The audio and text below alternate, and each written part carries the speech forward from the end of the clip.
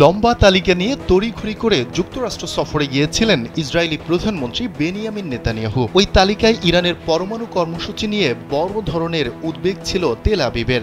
Netanyahu দীর্ঘদিন ধরেই বলে আসছেন, ইরানকে পরমাণু অস্ত্র তৈরি করা থেকে বিরত রাখতে হলে সামরিক চাপ সবচেয়ে ভালো উপায়। ইসরায়েল গেল বছর সরাসরি ইরানে হামলা চালালেও দেশটির ভূগর্ভস্থ পরমাণু স্থাপনায় হামলা চালাতে সক্ষম হয়নি, কারণ এজন্য দরকার মার্কিন সামরিক বাহিনীর সহায়তা।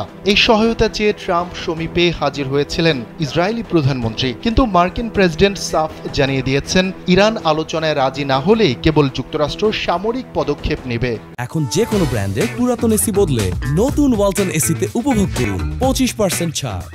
একই দিন তিনি এও ঘোষণা দিয়ে বসলেন, এই সপ্তাহে যুক্তরাষ্ট্র ও ইরান আলোচনায় বসছে।